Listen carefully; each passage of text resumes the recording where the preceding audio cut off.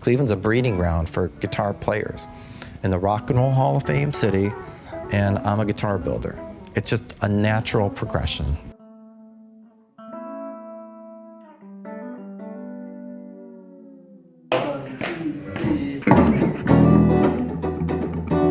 He's built guitars for major rock stars, you know, that you've heard on the radio, you've seen on tour. I've had about 4 or 5 of his guitars.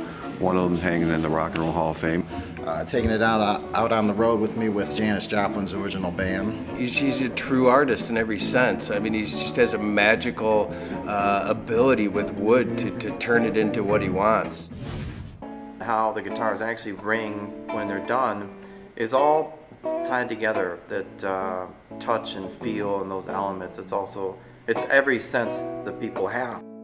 It vibrates into your soul a little bit, I feel, when there's a good guitar. He's a really talented guy. I mean, it's amazing. The soul that's in these things, any person I've ever had play this instrument usually finishes with, I want one of these, you know? I don't know what makes a guitar play better than another one. All I know is when you pick it up, you immediately get a vibe for it. When I sign the headstocks, it's not just a guitar.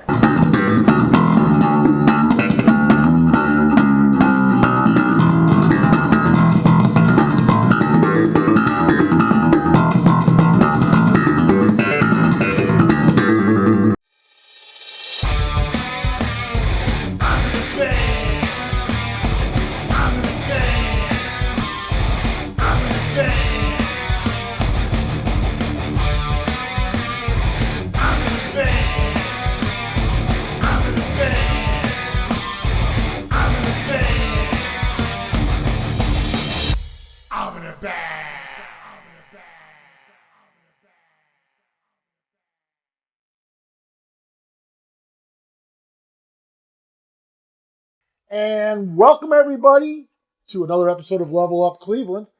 And this week we bring you into the home and basically the new factory of Bootleg Guitars. And we are standing here with Jon Hill. He is the proprietor of all this, basically. Yeah. Thanks for coming out to my house where I work. And this is cool, man. He has a super cool thing going on here, and he's actually kind of like we were saying, you've gone full circle. You started in Vermilion, actually in this house. Yeah, I started here in 1989, and my dad would park his car in one half of the garage, and then I would get like the other half of the garage, and that was I did that for almost a year. Then I moved downtown to Cleveland, and I tried to set up a little office over here. I had my own phone line installed and everything. Back then, yeah, that's what you did, right? Yeah. And that's when I hooked up with like Mike Zuter and Billy Morris and, some of the people in Cleveland. I was taking guitar lessons from Neil Zaza then. And it was just a circle of guitar players. And I just hooked up to, different with everybody, people. all the other guys and stuff. So, but what made you fall in love with like this point? Right away, did you say, like when you were holding this guitar, did something just about the structure and everything affect you in a way where, I mean, not everybody goes in the direction of making them. So, like, what do you think sends you in that direction at that point? My friend Jeff got a Les Paul Standard 1978. He had a paper out. We were in Bay Village, and he saved up $850 or whatever, and bought a Les Paul, and it was just like the coolest guitar ever. The action was good, and it just got me into like, I couldn't afford one then. I loved the guitar, and it was all wood, and I just thought, maybe I could make one. So I kind of got interested in woodworking early on in school, and that's when the guitar building passion really started off, was in high school. I have my first guitar that I ever built in high school upstairs in Bay High School in 1984. And but you graduate high school and you kind of like, well, all your friends are going to college and your family and everybody thinks you're supposed to go to college, and I didn't really know what I wanted to do. And I worked some stupid jobs for a couple of years. And then somewhere around 89, I just decided that I wanted to try it.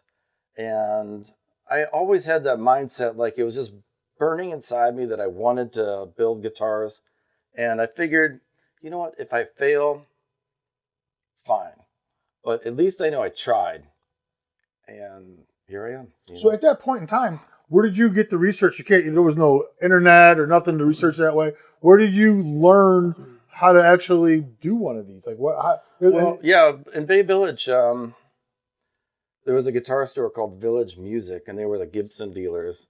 And they were right down the street from where I lived. And I would go in there. I took guitar lessons there and stuff. I would torture these guys, asking them, like, how do they figure out where the bridge goes? And, like, you know, how to paint and everything else. So that was your resource. You would just go there and ask questions and figure it out. Yeah, and then when I started to try and build guitars, I mean, when you're 20 years old, it just seems like you can run uphill run up hills both ways. Oh, yeah.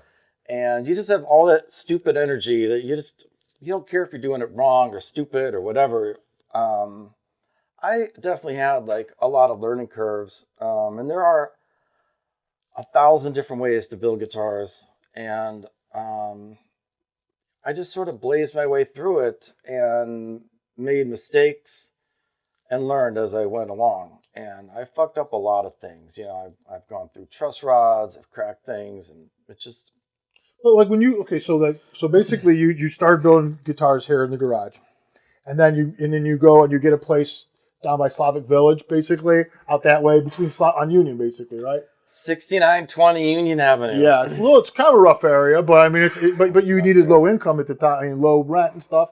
That suited you perfectly. Now, what's crazy about that place is that's where I met this guy that started fabricating my truss rods.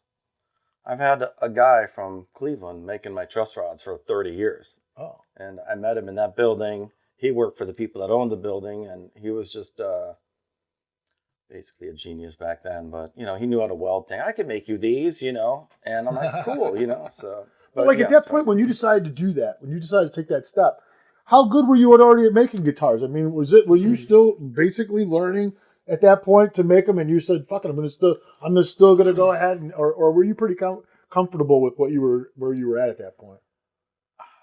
You know what I'm saying? You know what's weird is I didn't really play a lot of guitars. Like from what I went through, it's sad, really.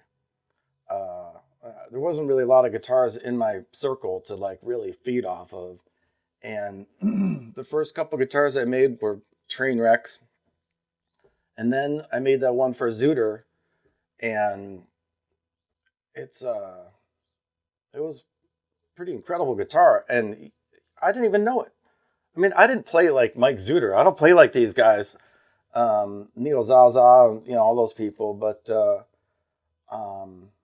what'd you do? You just said, you know, as far as the action goes, you're going to use this for the action. And I just tried to get shit as low as I possibly could. You know, I leveled the frets, I crowned the frets, I get the nut tweaked perfect and get it all level and set up whatever it needs, and hope that it's going to be decent. But, you know, that's the one unique thing about making guitars is if I started out making a cabinet for a kitchen, when it's done, it's going to react the same on 1,000 different cabinets, you know. Right. But you make a guitar, and you don't know until you finish it, string it up, how it really resonates or how it is going to sound. But so there's no like real science to this at all, is there? I mean, like the science is just in what the standard things that you know in your mind that you do. Jon Hill does to his guitars, but at the end, you can't like say, well, based on what I've done here, this should be the tone of it. You don't know that so much, or is that part of it too? Can you do that? You know what I mean? I just try and use the best ingredients I can to like give yourself the best shot. Okay. It's you're trying at 80%. Like there are tone woods. There are woods that will resonate sound more than other kinds of woods that dampen the sounds. But sometimes when you're building a bass, you want those dampened sounds. Oh yeah. You might not want it so bright and whatever. Like so sometimes it's the type of wood, like this is Carina layaway mahogany. It's just going to have sustain, and it's really a great wood to make guitars out of. So if someone comes to you with a guitar that they want made and they're explaining certain things to you and they're like, I like this tonality, I'm looking for this, you can kind of in your head go, well, this would be the wood that we would then use, and that would get you started in that direction, basically. Yeah, I always like to do a background check on people and find out what they've been playing, what style of music they've been playing. And you can kind of tell if they're Ibanez people or if they're ESP people, or, I can kind of And then narrow from it down there, a little bit. Yeah, you get enough information, and you can, with that, you can kind of build a guitar. Yeah, you want to make sure the weight's right. It's going to, like, if somebody goes from like, oh man, I've been playing a Telly, and then all of a sudden they want like a 27 fret, 7-string, whatever. You just want to make sure that they understand it's totally different than what they're playing now. Sure. But at this point, my portfolio, I think, just sort of speaks. Well, yeah. The way I want to have it really is just, I don't like to go out and sell my shit or oversell it or whatever. I really just want people to play it and make their own judgments or decisions. And sometimes, it's not, the players are different, like, I don't know. It's just, but I really try to build the best every time as much as I can, how everything's glued and how the frets are put in. And at the end of the day, I think they put out a pretty good product. Yeah, well, yeah, and you've been doing this so long.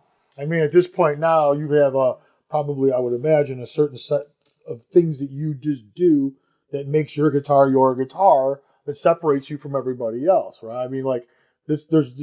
I'm sure there's people that have dealt with you enough where they can pick up your guitar and go, oh, this is one of Jon's guitars. You know what I'm saying? I'm sure you've gotten to the point now through all this time of doing it where you have a signature that makes you you. Yeah. I'm proud of that. I've worked pretty hard. I've been bounced around the industry, and I try and keep things on the down low anyway. I just don't want to. I can only build so many guitars a year, so I'm not trying to be a full blown retail store where I can just get people in here all day long every day. My kids here, so it's like I gotta keep it kind of. Yeah, because you're by yourself building these, really. I mean, this is just you, right? I mean, at this point, it's just you doing it, and that's it. Right. One at a time. I mean, Yeah. you can only do so much. I do have Carl, my one worker, kind of like flex time, basically. He'll come in and help me sand and buff and do things. But other than that, yeah, it's pretty much me. And I do the wiring, I do the fret work and the assembly work, and obviously building the guitar. I got into making my own pickups. I can show you that too. Oh, really? It's all kind of a mess over here, but here's a jazz pickup I'm putting together. Sometimes I buy the kits. Usually I buy the kits. They come with all the little stuff. But I'll take the bobbin. This is a bobbin. You can kind of see it's mounted on here. It's like another jazz pickup. And this thing, when you flip it on, it's got a little counter. This is the pickup wire. This 43 gauge. Yeah, 43 gauge. And then I feed it through this is called a auto traverse thing. But basically it just wiggles this thing back and forth. So you get it spinning, you set this thing up, and it winds it all up for you, basically. Right, and then you got to follow how many winds are going and stop it at the right time, and makes it a little easier because like my back and my eyes, it takes about maybe 6 to 8 minutes to wrap a coil, and I just can't sit there for 8 minutes. Like, it's got to be, again, it's precision. It's not my favorite task to do on guitar building, but I do it. So what made you start making your own pickups? Just because you can and type thing, or is there a reason? Were you getting frustrated with other pickups and you decided to? Yeah, I'm just gonna make my own from now on. I needed like 20 humbuckers for a job, and Seymour and Uncle was like $60 a pickup or something, and you think times 20, that's like a lot of money. And then you could buy like kits, so it was really just to save money. Oh, but, so yeah, do it for yourself, and yeah. right, but it takes more time. But I learned a lot by making my own pickups, which is really, like different magnets, different coil shapes and sizes, different outputs, and you really learn a lot just making your own stuff, basically. So I'm glad I got into it. Almost all the bootlegs that I've delivered have my own handmade pickups in it. And so it's just, I'll put EMGs in it or Seymour Duncans, like that other one, that V, I put Duncans in it just because I don't have time right now to process all this sometimes. But whatever people want. Cool, cool, very cool. But I try to make a good pickup. So yeah, I just got the new CNC router. Yeah, we'll go in there and we'll show them that router, that whole entire setup you got in there, which is really impressive. All right, so here we are inside the shop, I guess we could call this, right? I mean, this is kind of like the shop area. Yeah, this is it. This is your new toy. Yeah, this is the elephant in the room. Literally. And it's not quite running, but I'm pretty close. So here, I'll fire it up for you guys. Let's see what happens. See if we get electrocuted. Yeah, hopefully other things. I had a little desktop CNC router, and I cut a lot of stuff with it, but I really needed something that was a little more up to date.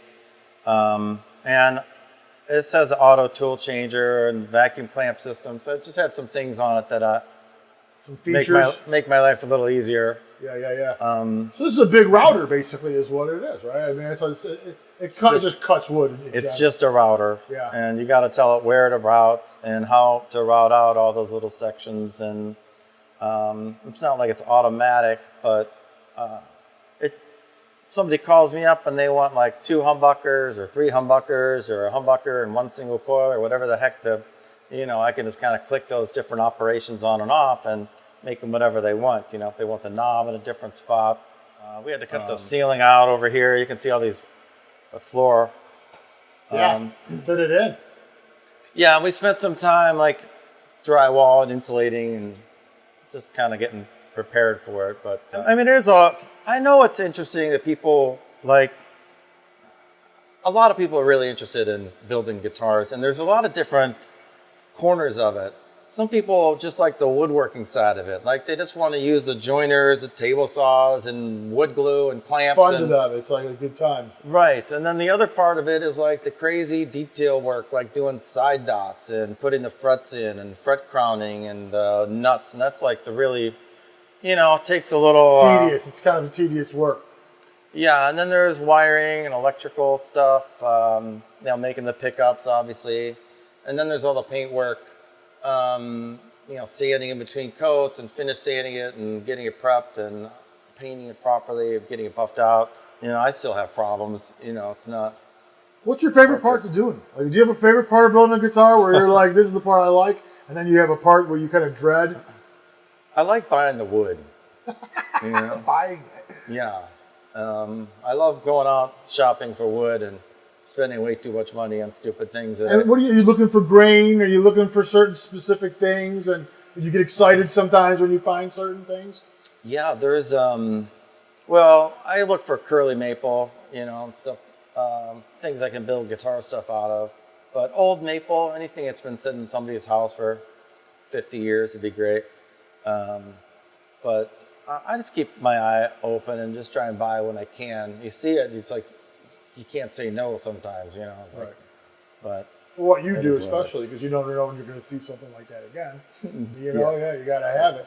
But that's the favorite part. What's your least favorite part about building a guitar? What's the part where you're always like, oh. Winding pickups. We just saw that.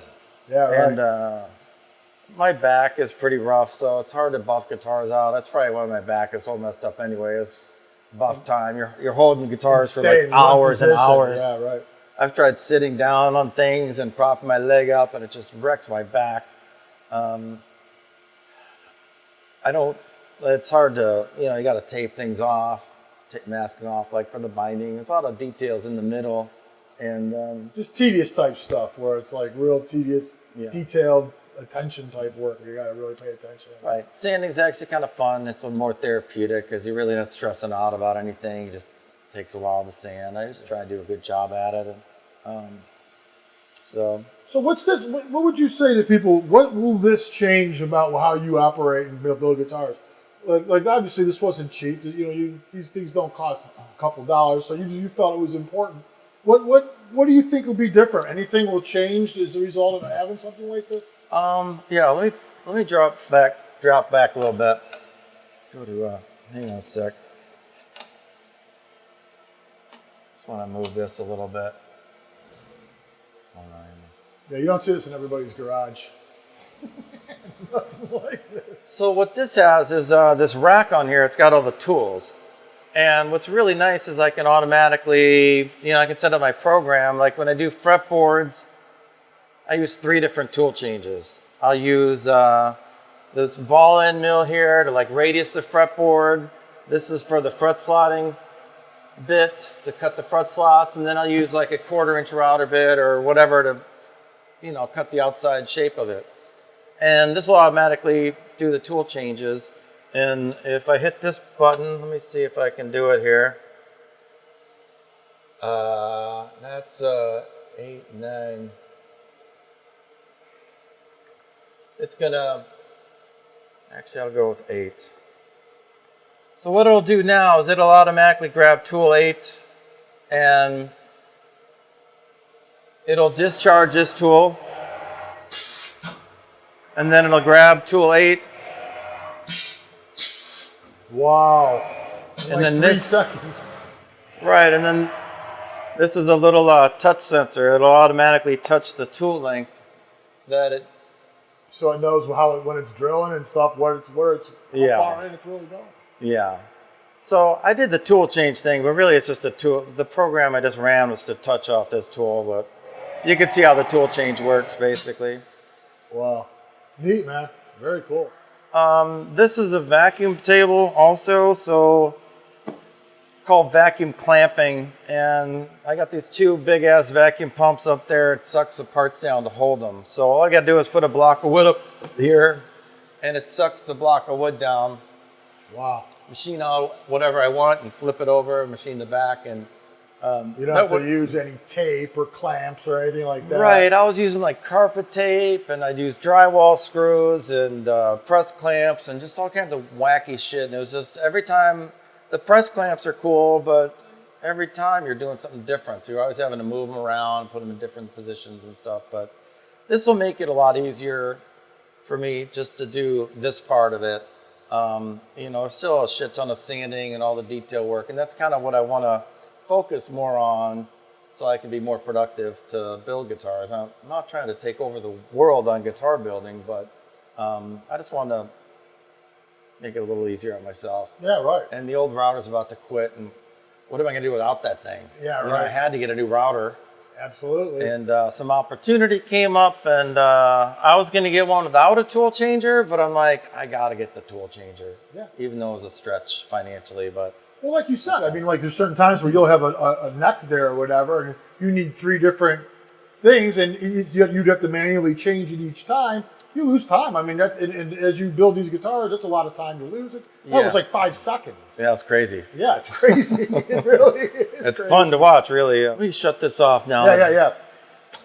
So basically, if people want to buy a guitar, what do they do? Would they, how do they do the first move? Typically, I just need to know what they really want.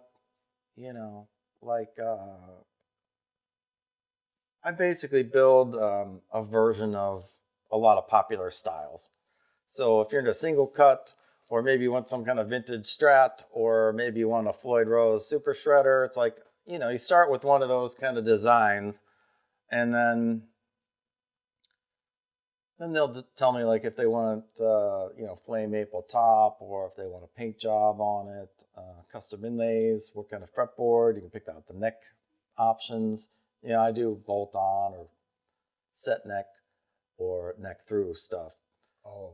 Yeah, so you can kind of, whatever shape I build, you can do any one of those versions. If you want a set neck telly, I could do a set neck telly, or if you want a neck through telly, I could do a neck through telly. Just, the sky's the limit pretty much. Like, that's what I was showing, the neck blanks I got down here. Let me pull a few things out. Yeah, now the neck blanks, basically, those are just the chunks of wood, the raw material that makes the neck. There's an actual one that's got, yeah. That's a Carino with rosewood. Then I got like, And if you look like these are neck through. Yeah, if you're looking, he's actually making all these, like, this is all being just routed all out until it forms that neck. It's all one piece. Yeah. Pretty wild, man. Yeah, so I'll Pretty CNC all that stuff. Yeah. You know, I CNC the back. I get the dovetail all set up so it fits nice. It's really cool. Yeah, this is a, hold on, this is a neck through. You know, like this one's got some nice flame maple. And like this neck blank has been sitting, hold on, sometimes, yeah, since 2018. Wow. And, I mean, you can. And what determines Just when rubbing- you're ready just to bring rubbing- this thing out? Like, when are you gonna? How do you said it's been there since 2018? Is it just? Well, nobody's ordered one yet. Is that what it is? I got you. And, yeah, you just rub the wood and you can hear it. Yeah, that's weird. That's weird. I never thought about it like that. So that's you Yeah. can. Wow. You know, you go to Home Depot and you grab a 2x4, it might sound different, you know. Maybe. So yeah, I got my planer over here. It's a little dusty, but that's a helical head, 15-inch, whatever. So I get a nice smooth cut when I'm cutting like exotic woods and stuff like that. It doesn't rip it up. Oh yeah. And I got a table saw underneath all this crap over here. This is my main bench, which is just sort of buried because I had to reconfigure my life right now. Then I got an edge sander. There's a joiner back behind here and drill press on the floor over there. That's pretty much all I need, man. So yeah, right now you're still getting all this to where it's going to be. Yeah, even though I started here like 30 years ago or whatever, it's a process. Is it weird being in here now, man? Kind of like was it there for a little while where you come back in here and you're finding it's funny. familiar? I was one of the guys that worked for Out of the Blue. His name was Bob. I don't know where he is now, but he drove one of the beer trucks, and he would deliver beer to the store next door, and he'd stop here and sell me like a case of Molson. I had a refrigerator out here, and I just it's great. Yeah. But yeah, it was weird, you know. Obviously, full circle, I think. I just wish it was a little bigger. We're going to build out the courtyard a little bit and try and make a little room over there. And then I got the second floor going on. Things go well. I could build above here or just get another building somewhere. But I'm trying to milk this situation for as long as I can. Well, like you said, if you're by yourself, you don't need a lot of space. You just need places for you to work. Right. Really. Right. I really, this is really all I need, honestly. Excellent. Um, This has been really this has been more than I expected.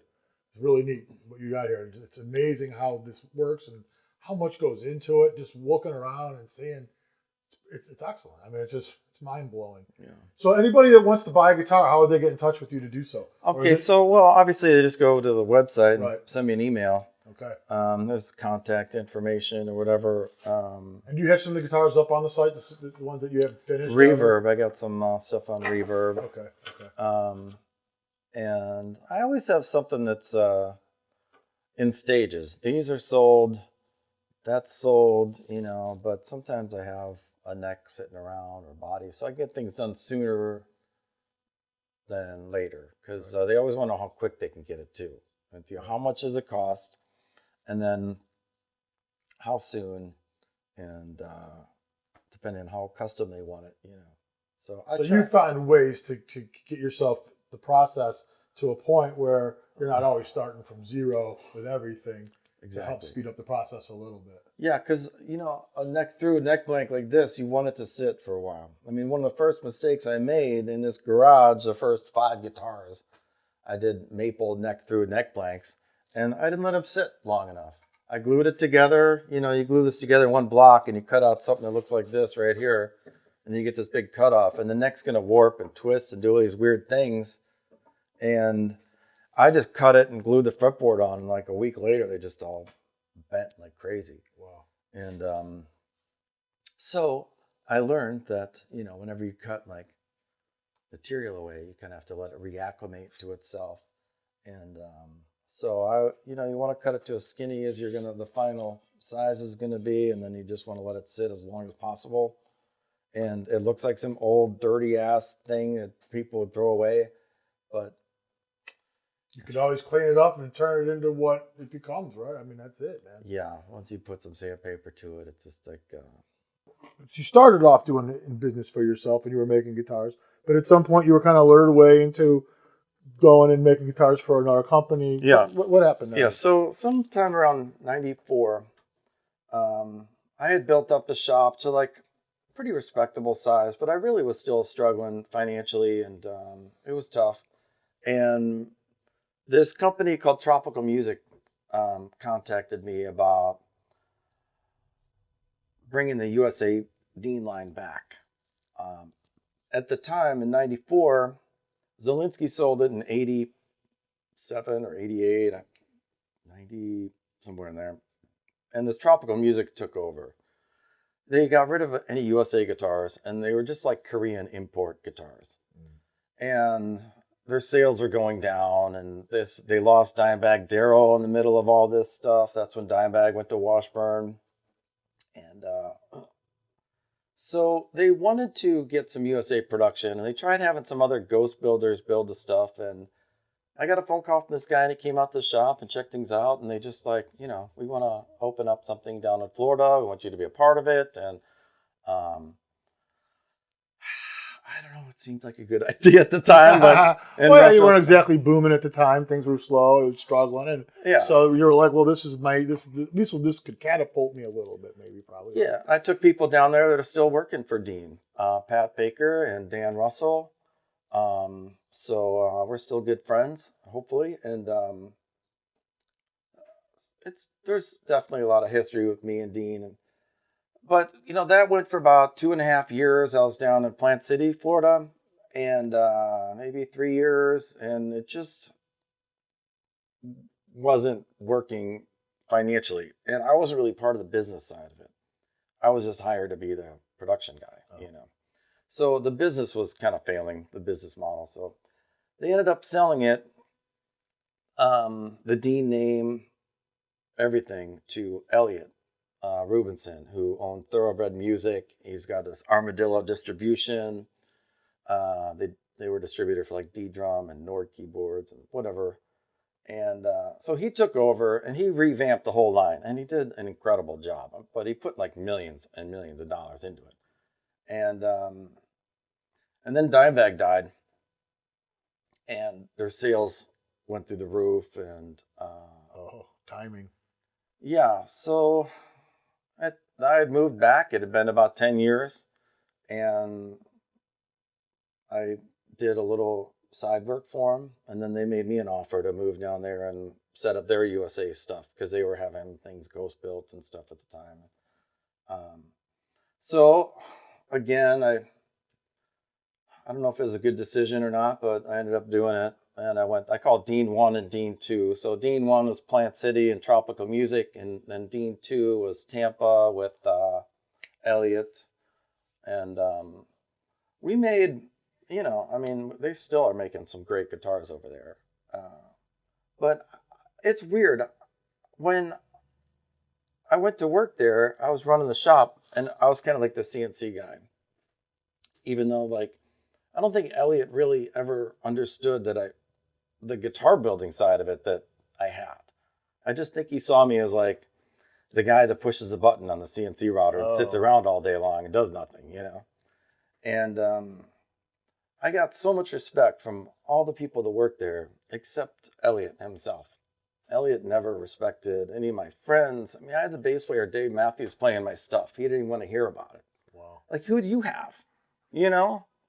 And so it just there was definitely some tension there towards the end, but I just left, and I moved back and started over again. And how long ago was that now? You moved 2010, 10, somewhere in there. And yeah. you've been slowly building your way back up and doing quite well. Yeah, as Bootleg, I'm up to 220 guitars. No kidding. Yeah, so I do maybe 20 a year. And I just want to keep it that way. I photo, story, whatever. I try to take as many pictures of building them as possible. So when you buy the guitar, you've got all these pictures of somebody actually building it, you know. And when you're saying you're building it, like sometimes you're just building, like some of these are just stock guitars that you're building that they're just for sale. You create it in your head or whatever, build it, and then you're like, and then you also, well, people can special order your guitar or custom make the guitar specifically for them. Yeah. I'm trying to stock as many parts in different stages as I can. Like I've got extra bodies stashed under here. I've got neck blanks out in the garage. Now these bodies, where do these come from? Are you building all these bodies too by hand and everything? And when you like do that, of course. Are they okay? So what I want to know is, are these all just standards that are Jon Hill standards basically? This body here, so this is like a Les Paul body. I call it the Hilltop alder. It's got a little rustic. They call it rustic now, but it's hard to find alder without knots in it and stuff. And this is where it's glued. So these are two pieces that are actually glued together. Yeah, it's a maple. Wow. Top. It's Got a little walnut veneer. yeah. But the thing is, the longer these things sit, the wood dries out more, and they do get more resonant. It takes about 5 to 7 years for a wood to really reach. So that's all part of it too, and then so I think so. So where do you get your maple from? How does that all work? I mean, I work with I buy a lot of stuff from Appalachian Lumber. They're out in Bedford, but they're like a big distributor, and I've just been buying stuff from them for years. So someone who's reputable with you that you can trust, because I would think that oh yeah, you have to trust this kind of part of it. Yeah, it's got to be kiln dried properly and air dried properly. The seasoned technically is the word that I like to use, but I've just tried to keep a relationship with like when I finish something, I send them pictures like, hey, this is what I built with the stuff that you helped me get, you know. And they'll let me go in on a Saturday, and they'll pull a whole bunk of stuff aside, and they'll just with some other dude, and they'll just let me filter through whatever I need, and pick out what I want. How much of your life is this? Like as far as as your time, I'm like this is your life basically, isn't it? Like you build guitars. Yeah, I can't keep up with everything, honestly. Like I do all the web page stuff, I do all the e-commerce stuff, and social media crap, and obviously everything else. But it's like that's why I can only do so much at this point. So I'm just trying to build up some stock and some inventory and just sell a couple guitars a month basically. And this thing's bugging me. I need to shipment. No, who built this? One question I do have for you is, like, we were just talking a little bit ago, and we were saying, like, you've created now like a signature Jon Hill. Okay, I think so. At what point do you think that became a thing for you, where it's not just the fact that you got to that point, but then it was recognized by others that this was something that was unique, and so at some point I'm imagining that there was a point where it happened. It just everything kind of all happened. What would you say that point was? Hard to say.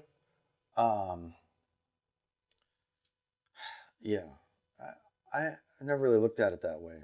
I just it's the people that you kind of get involved with at the time. Like when I got with started doing stuff for Dave Matthews, and it was a thing. Like Dean One in Plant City, I had Slayer, Tom Araya from playing my bass, and they didn't give a shit. Yeah, that's crazy. You know what I mean? Yeah, that's crazy. So it's the music industry is just so fucked sometimes that I just. So what do you think? Why do you think that happened like that? Do you think it's because you have a person who's now in charge of this operation, and then there's this guy over here who might be even more respected because of what he does, and it irritates this person, so that I think there's like a confliction there, a jealousy almost type thing? They hired a guy that was a drummer to run it, and it was like a corporate decision. It wasn't like, let's do what's best. When you own a brand like Dean Guitars, all you really are is like you're the curator of that brand, and that's your name that's really behind it all. Right. But if you're just going to run it into the ground with some import junk, that's your option. But I think that, you're a steward to the industry, you're a steward to the brand name, and you don't put a drummer that just has no idea what the fuck he's doing in charge of trying to build a guitar company. Yeah, right. Doesn't make sense. It's like having a baseball analytics guy do your football team. Yeah, but they had these, like, a lot of these international accounts, and they had sales kind of lined up already. So it just it didn't go well. So yeah, but it was all learning experiences, I imagine, throughout this process. Right. You learned a lot of the do nots, not what nots to do. Not. So let me. I took a look at this guitar, man. When we came in, the first thing we were looking at was this guitar. And Yeah, let's finish this. Yeah, the first thing you said, I just finished this V. It's so nice, man. It's so absolutely beautiful. Can you get it in there?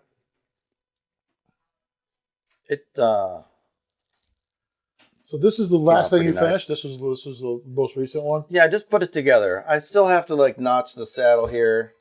You got to put a little notch in there, otherwise those strings. Oh yeah, I see. And you got to do that by hand. You basically just notch it out by hand. Yeah, there's little needle files over here. Yeah. Wow, there's so much involved in a guitar. I don't think people realize it. Really, I mean, so many little things that have to be just right. I mean, like, isn't that the one thing about a guitar that makes it so, like, unbelievable? It's the precision of every little thing. I think it's some people want custom stuff, and I call them like decorators. It's really, they don't really play guitar that much. They just want a guitar. It's got like a seafoam green paint job and some kind of retro look to it, and it's dressing them up basically. Yeah. So I always try and dress them up to what I think is stylistic, so to speak. But people do get crazy with, I could do more binding and more inlay work and, make it more complicated, but then they're just more expensive. Yeah. And I always try to build stuff that's for the real player, that's just looking for a sweet guitar and not looking for something boutique. The boutique industry is just so weird right now. Well, when it comes to the shape of a guitar, how much does the shape matter? So, like if someone comes in, they have some a crazy shape that they want. Yeah. Can you make anything pretty much happen as far as the shape of the body goes? And with that, how does that affect sound? Does it? Just the sound of their wallet, cracking open. I did that George Lopez guitar. That was kind of a weird thing. Yeah. The big head guitar, and it's like if they want to pay for it, I don't care. Yeah, some of the people you've done guitars for, a lot of them have been on our show. Dougie Manross, you did. I think you did two. How did you do for him? One or two? Two, yeah. Yeah, two for him. Yeah, and he's doing quite well with those guitars. Yeah, he's playing all over. Yeah, he just with Tough. Yeah, he just got in with Tough. That's awesome. That's pretty good. Yeah, he's one of the exceptions out there too. He's really good. It's crazy. He came to me. He was like 11 years old or something with a little crayon sketch. Really? I want a Rhodes V, and had all right. So I hooked him up, and Butch Armstrong did some for Ed Stevens. You did a bass for Ed, I believe. Yeah.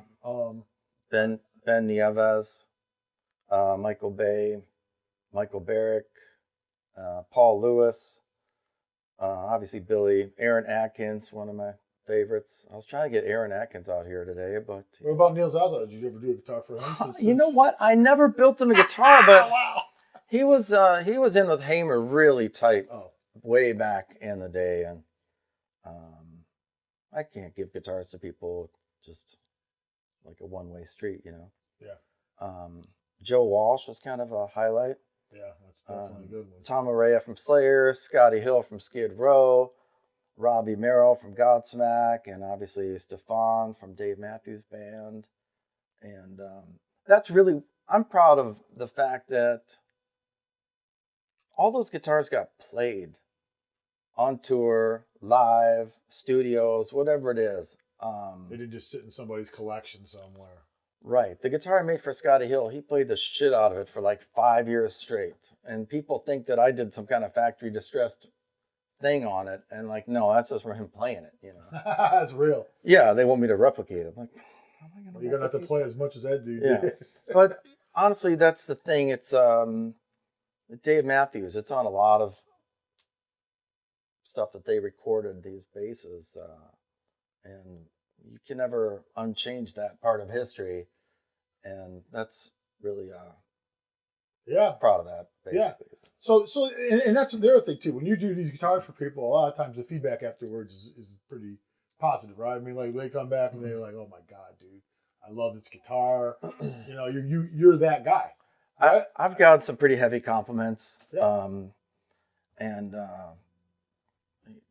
You put your time in, man. Yeah. It's an incredible story. What it is, it's an incredible story of like, I mean, not to sound corny, but it's a lot of perseverance. Like you would. This was your passion, and you just weren't gonna.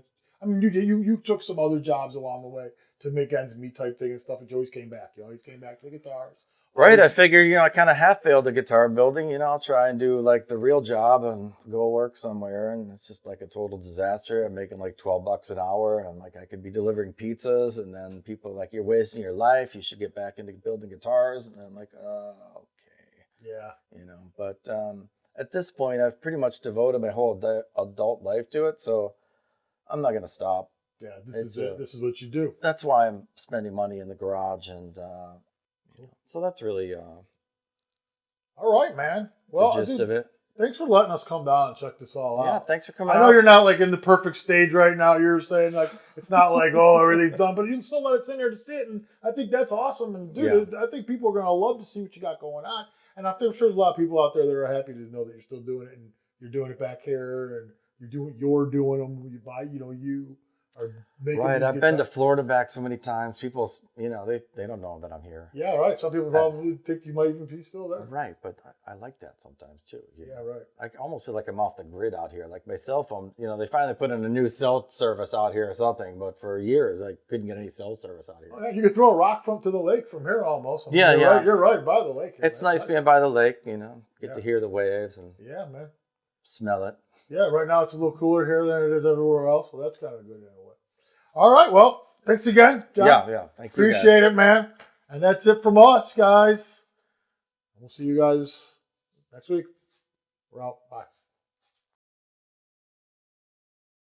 That'll be fine.